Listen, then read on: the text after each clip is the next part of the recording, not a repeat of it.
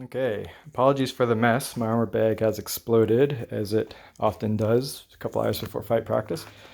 But I'm going to be basically demonstrating how a Gambeson, how protective it is in reference to garment weight leather, as well as jerkin weight leather.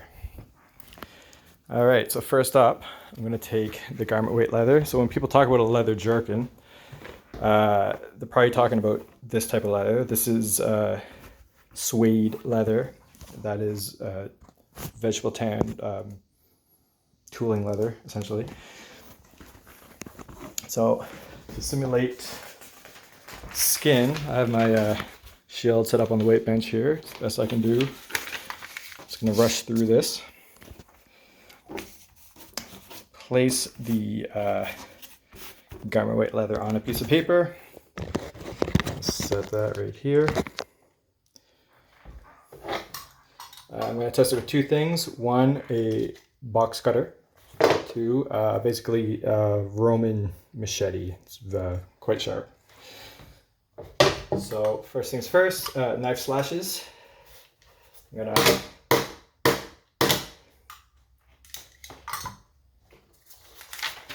you can see there, cut through 2 times.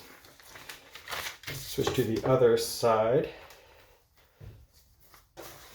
Angle this slightly differently. And then with the machete, and try to start cutting off my fingers.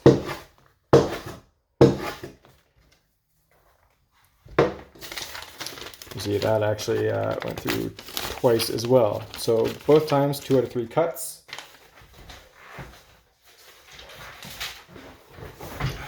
Take a brand new piece of paper. This time with raw leather.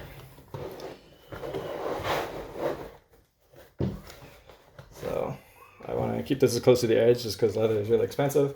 I want to basically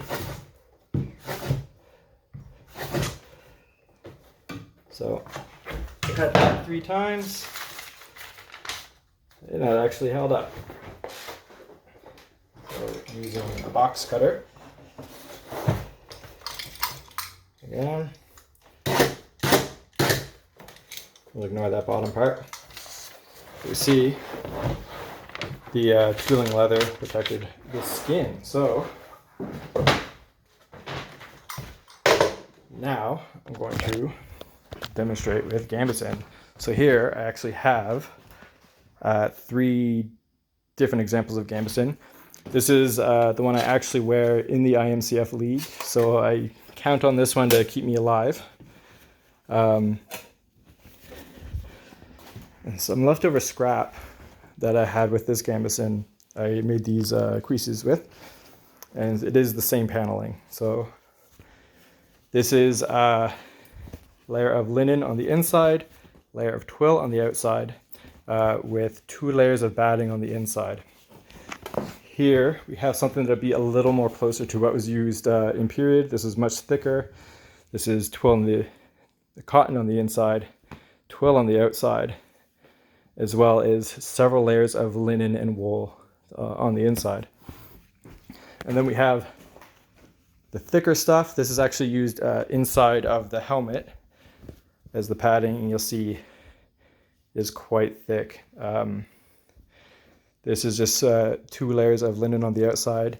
The inside is just a mulched up batting. It came from the Ukraine, so I don't know exactly what's inside of it. So starting with the thinnest one.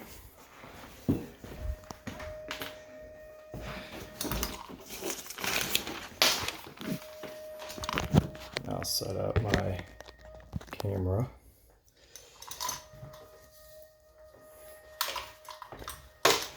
So again, this is the thinnest layer of Gambeson I have.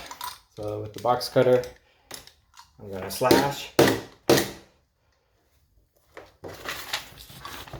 You see, nothing actually went through.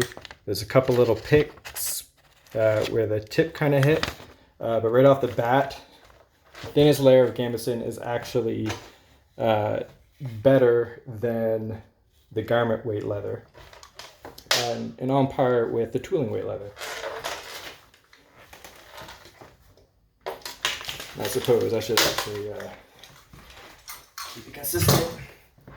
Using the machete. I'm going to use the same spot on the same piece of paper.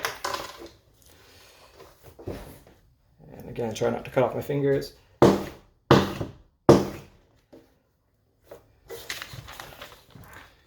Paper is in perfect shape.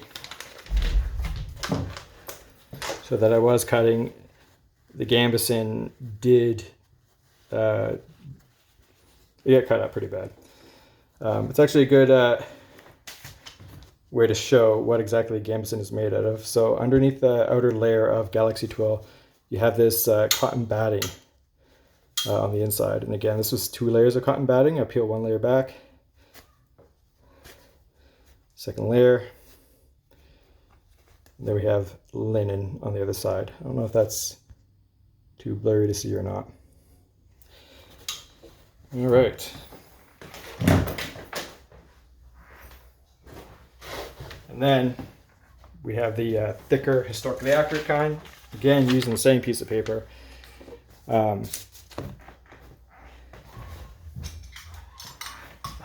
don't know if this is even necessary, but using the box cutter. And I just really like as hard as I can.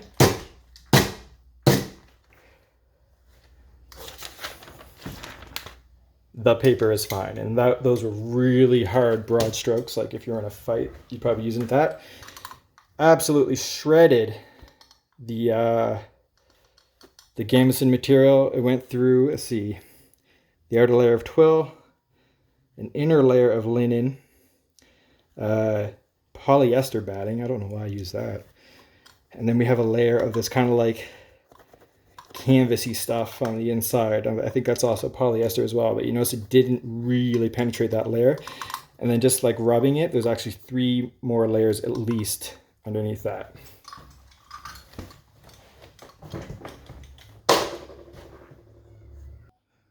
So the next question is, how do you, from a marshalling perspective or for a game perspective, how do you kind of say what is considered padded Gambeson and what isn't?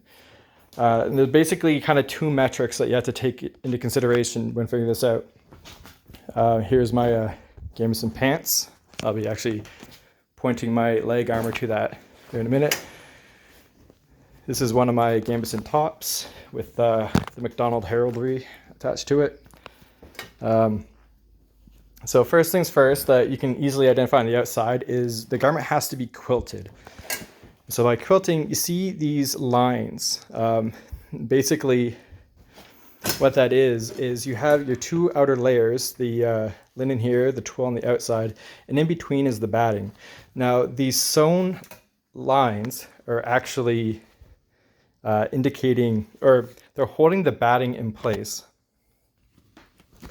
Because without it, if you've ever washed a comforter, you'll notice after you've washed the comforter, all the batting inside of the blanket has kind of shifted. It's kind of wonky now. It gets kind of chunky in some areas. This quilting prevents that. And so it keeps all your padding in place, even when you wash it, when you sweat, and honestly, as you take a beating. Generally, this particular pattern here with the lines and then the horizontal lines, this was a pattern that's on some French knight's effigy in France from the 14th century. Most common through history was vertical, but you see patterns of all kinds. You see diamond shape, checker shape, horizontal lines, vertical lines, diagonal lines, everything you can think of. So first step, is it quilted? It's the same with when you look at like a blanket, like a quilt blanket. It's that same idea. So visually, that is what quilting is. Second thing you do is you want to make sure it is several layers. So with this one being my thinnest, this is 2 layers of batting in between 2 layers of linen. Simply put, you can just take 2 fingers, and this was so complicated that the creators of Underworld could not fathom this at all. but I'm going to try to explain it to everyone else. So you take 2 fingers, you do this, and you rub. And you can tell instantly whether or not there is multiple layers. Now that's beyond the realm of comprehension for Underworld, but I appreciate that Fallen Empires has taken up the challenge. Again, you just rub. You can tell as you're rubbing, you can feel the layers on the inside. Now, as for what is inside the Gambeson, that does not actually matter. These are all cotton batting.